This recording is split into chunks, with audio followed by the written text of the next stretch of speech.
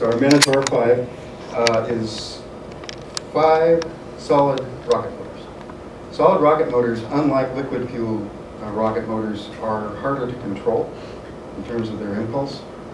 And so when you've got a stack of 5 of them, by the time you're off the 5th one, you've got potentially a very large 3 sigma distribution of velocities, orbital velocities. For space flight, that's, it's not like the difference between 10 kilometers and 1 or something like that, but it is a fairly significant amount. So that actually controls apogee, the initial apogee. And since we can't be assured of getting out to lunar distances with the Minotaur V on the first one, we actually make use of the fact that we've got that dispersion to do a series of adjustments. We do have a prop on board to do that. It's part of our budget. And so we just control where we're going in order to arrive at the moon at the right time, at the right place, the right velocity. And that's kind of what the Minotaur V is the main reason. Because we actually get captured by the lunar gravity. We kind of put ourselves in the right position so that when the moon comes by, the moon wants us to be able to orbit. And yeah, do but some then adjustments. we would whip around if we didn't do a burn. Yeah, so okay, this is we do something burn, that, but... Unfortunately, this is something that has gotten wrong. I've seen at least one blogger on YouTube saying, hey, how cool, they went into orbit naturally without using the engines. It's like, no, it's not true. Okay. You gotta create hundreds of meters a second. Differential velocity. Yeah, you have to create a lot of delta V. Is anything else going up with your payload, or is it just LADEE? LADEE's all by itself on the Minotaur V, on the first Minotaur V. I can't say that often. Yeah, that's cool. Yeah, we've got our own ride. Initially, is there room for other stuff? I mean, no, it's like a month and a half. I hate hearing that. I'm just curious if I mean, we can make a CubeSat in a couple days. And stuff, yeah, right. Right? We can. Oh Lord, I'm not hearing this. We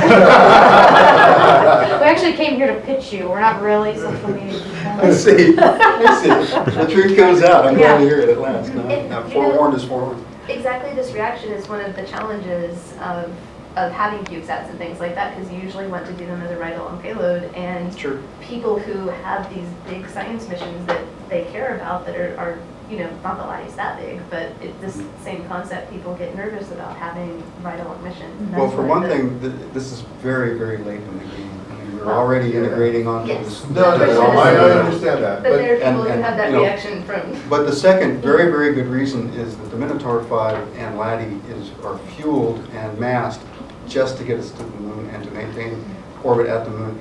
Any amount of additional mass, even a CubeSat's worth, takes away from our mission, in essence. We're that close to the edge. If we had a larger launch vehicle, Falcon 9 or something like that, man, there's all kinds of opportunities for ride along there. And that's super. I'm totally with you on that. Yeah. But earlier in the game is better than a month before. I really don't have a business plan, so don't worry. just a little earlier in the game, please. So, being first is always iffy. Riding on the first is always iffy. What's your confidence level? What's the... Well, the first 3 stages came out of the Intercontinental Ballistic Missile Inventory. It's a highly reliable system. It's been refurbished by Orbital Sciences. Every single Minotaur 4, the predecessor to these, has been successful. There have been the dispersion of solid rocket motors, that's been an issue, but it hasn't been a mission failure scenario at all. So we're adding 2 things to the ICBM, the Peacekeeper missile. One is Star 48, a very widely used solid rocket upper stage. And also on top of that, a Star 37, another very widely used solid rocket stage. So each component has a lot of heritage. Each component has a lot of reliability. It's just that when you put a new stack together, with all its different coupled loads, mechanical coupled loads in that acoustic environment during launch, you test as best you can, you do the analysis as best you can, but when you finally go up is when you really hit, it's when the turbulence there. What's the weight of the spacecraft? 330. Brian said 330 kilograms, something like that. What is that in pounds? I don't even know. Anyway, Yeah, so we got our own dedicated launcher. Unfortunately, it's the very first dedicated launcher. Actually, it's the Air Force that is most interested in Minotaur V. The idea being that it's a system that you can rapidly integrate and rapidly put a spacecraft on top of in order to address defense issues. Is that because of its size? What are the factors that make it more? Well, again, you know, the ICBMs had to be ready to launch basically on notice. And so the first 3 stages of the Minotaur V being that are just inherently in their design were ready to launch in fairly short order. Now that said, you know, the whole process of stacking a new payload on the launch vehicle plus the 4th stage and the 5th stage, you know, that takes time, and that's why we're seeing the careful management of the stack of the launch vehicle and the payload. Is it a lower cost launch for you guys since you're, you know, for lack of better words, recycling parts? Yeah, the Minotaur was billed as a cheaper launch vehicle than, say, Falcon. And so far it's been that. It's not quite up to the Falcon 9 costs yet, but actually the Air Force has seen some cost increases, again, because it's the first Minotaur V. Yeah. So, but it's still less than, I forget the price tag, it was like $70 million or something like that. The Falcon's maybe like 100 or something? Yeah, 90 if you're a good customer, I guess. Anyway. Was launch services through LSP, or the launch service program out of Kennedy, or how? Wallops has its own launch services. They get help from Kennedy. But Orbital Sciences, OSC, has a very significant presence at Wallops. And one of the reasons for that is that there are 3 sites that Minotaurs can be launched from by international treaty. As a reconditioned ICBM, it's Wallops, Kodiak, and Vancouver. So we had a choice of 1 out of the 3, and Polar Orbit wasn't in the mix, so we decided Wallops was the obvious choice.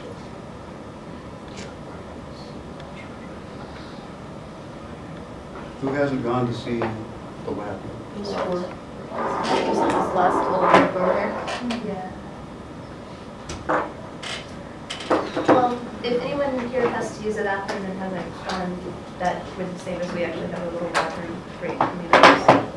It's just outside.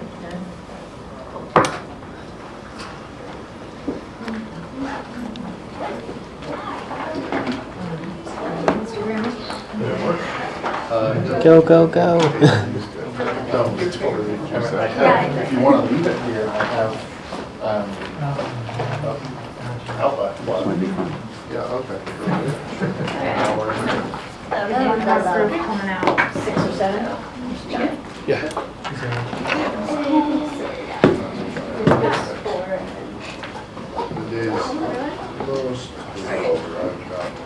This is not very good And animation. group that just came back, if you guys need a restroom break, now would be the time. Is that everybody?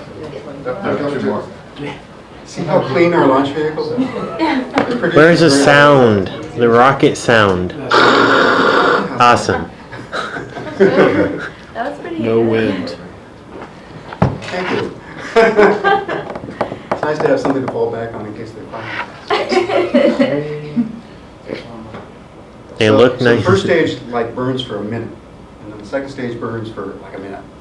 And the third stage goes and it burns for less than a minute. And then, after you're up like doing that, you go like, okay, where's the 4th stage? And you wait, and you wait, and you wait until well, it's basically still going up. It's slowing down, but it's still going up. It was an ICBM after all. It was sort of delivering warheads someplace. Making a bad day for somebody. But eventually it fires up, and then this actually accelerates the sequence, and you can see that LADEE doesn't end up with a funnel on the back of it, but we go off into these initial phasing orbits that take us almost all the way out to the moon. Oh, now we're in lunar orbit all of a sudden. I haven't looked at this in a while. Boy, it takes place just like that. Can we go back to the phasing orbits for a second? Sure thing. So yeah, I was over at the other conference that's going on in town right now, the space, New Space, yeah. So,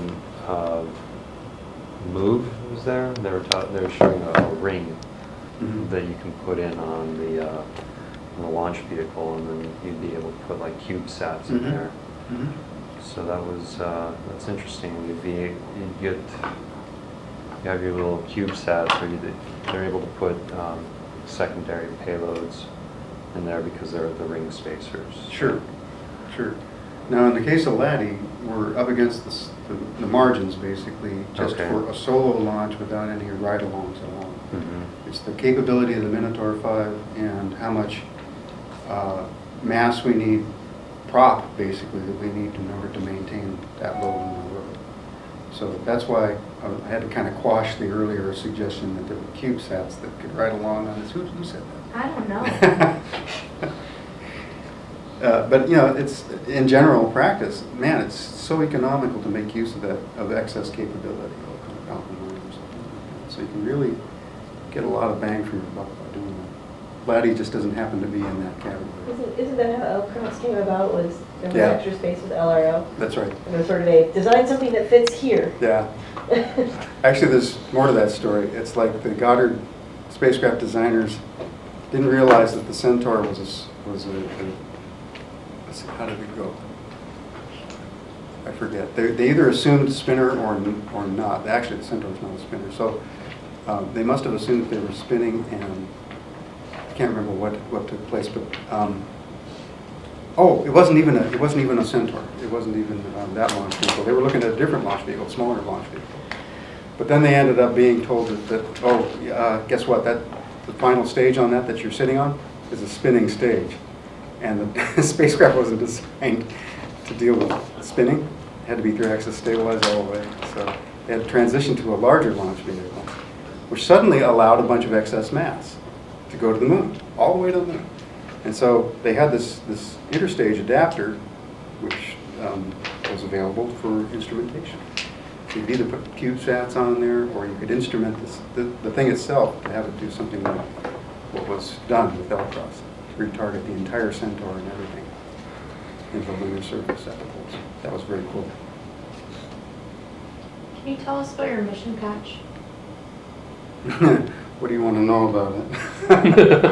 Well, I just want to know, there's Oh. always kind of significance behind what you choose to throw in the patch. I wanted. Yeah, it lacks a lot of imagination because I kind of came up with it myself.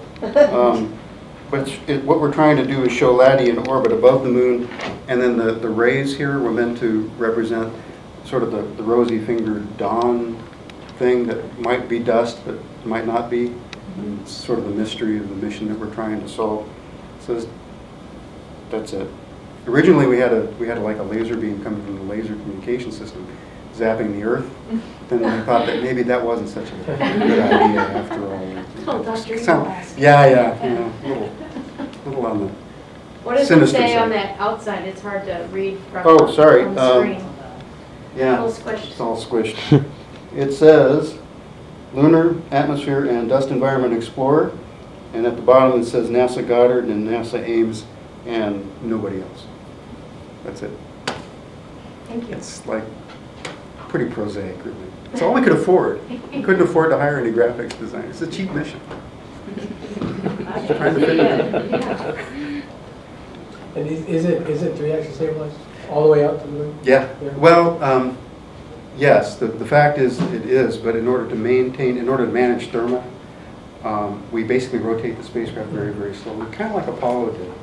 So for most activities, including maneuvers, we're 3-axis stabilized.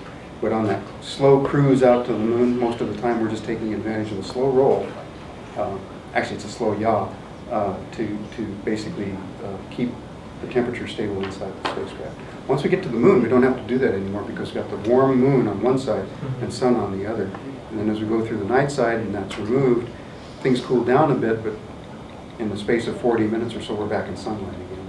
So that basically evens out thermal. And you said the 100-day mission, I'm assuming that's prop determined. Pretty much. When and you'll deorbit after that, you'll crash into the moon and Yeah. kick the thing? Yeah, we're required to do that in a controlled manner. That's one of our top-level requirements because they don't want us landing on the Tranquility Base, which the chances of doing that, I mean, it's hard enough to land where you want to on the moon, but, you know, the chances of doing it is very, very small. But nevertheless, we're you know, going to actively manage our descent, and we're going to take science data as we go down to ever lower and lower altitudes, because that's valuable stuff. Will someone be watching the final impact at all? Will it That's a be good on- question. That's a good question. There are a lot of folks who would like to look for it, just as they were looking for Grail, ebb and flow. I don't think anybody ever saw, pardon me, anything. I might be wrong about that. They've picked up on with the LROC camera on LRO, they see the craters that were created by the impacts. So my buddy Mark Robinson will probably see LADEE's impact crater too sometime early. Was there any thoughts about putting it up into one of the L points for a little bit, or, I mean, if you'll be out of fuel at that time, or? Yeah, we can't really get out of lunar orbit with the amount of fuel we have left. Okay. It's really only a matter of a few meters per second. Yeah. Delta V available to us. So you'll get a little bit of altitude, and then you'll be like, "Eh," yeah, it'll be. We'll just have enough to basically make sure that we don't crash someplace that's important, presents a threat. This is very, you know, this is very much a capabilities-driven mission. You just have the amount of propulsion that you need in order to meet that 100-day requirement. The reason why the mission is short is because Alan Stern, who was the associate administrator for the Science Mission Directorate at the time, this was back in 2008, said basically, I believe that you can take a small spacecraft with a limited number of science instruments on it, perform a mission that answers key questions in a short period of time, and it doesn't have to go on for years and years and years. And so this is the manifestation of Alan's vision at that time. It's rapid response. It was supposed to be rapid response. They had a change of AAs between then and now. And in that time, we've picked up the laser communication system and additional requirements. So LADEE is not what it started out to be, but it survived, so that's the key. Was that in response to the rovers that lasted over 90 days? Partly. Like, these were supposed to break. You guys and your robots. Well, but Alan, you know, he understood that there was a place for missions that require long synoptic periods of observation, right. For example. You know, give an example, Cassini in orbit around Saturn is going to be looking at seasonal changes in the atmosphere and stuff that's going on at Titan. You know, requires a long baseline for making observations. LADEE, on the other hand, intended as a cheap, a low-cost mission with high risk posture, could address scientific problems that could be answered basically in a very short period of time. So we reckoned that with LADEE, 3 lunar days, 3 lunations plus a bit. We basically have the variations we observed during one lunation, changes in the next lunation, and then a tiebreaker lunation in the 3rd month. And then Well, and then you can also decide after that what you need to study next, and the changes that you need to make to the experiment to collect the next round of data. Absolutely true. Absolutely. You know, and if you spend 10 years studying the old satellite, then you'll never get that opportunity. Yeah, that's right. So we actually have rapid response in our planning too. We have to. Yeah. So an interesting development. The Chinese have advertised that they're sending Chang'e 3, which is a lander, to go to the moon in December of this year. They bumped it up, or I thought it was going to be 2014 that they were. Well, if that's true, I'd love to see where your information comes from, because it represents a kind of an interesting active experiment for LADEE. Because you're dumping hundreds of kilograms of exhaust into the environment there, and it will add to the native environment of the moon, and we'll be able to see it. It probably won't interfere with measurements of the native lunar atmosphere, but it will certainly add stuff that's unexpected. Assuming timing goes as planned for you guys, how far into the 100 days? It's like the first month of data, so it would be good if they did it a lot later. But it's just interesting the timing. There's no coordination. I mean, I understand that they don't have to be beholden to our plans or anything, but there's no coordination of, hey, could y'all just wait a couple weeks? All that interaction has to take place, as I understand it, through the State Department. Yeah, it does. And NASA is from dealing with Huh. Get to work, Michael. I don't have that much influence. that. I just would like to have some information on what their current plans are. They're not real forthcoming. I mean, I just, They'll, Control it of it is slated for end of 2013 right now, is what they're saying. that's what I saw on the space.com website, Leonard David. Yeah, Leonard he's got some new stuff too, that he was saying they're making headway and they're not really telling anybody about it. So, Okay, I'm in contact with Leonard. yeah. In Wikipedia. Leonard knows the real deal. He knows what's going on. Interesting.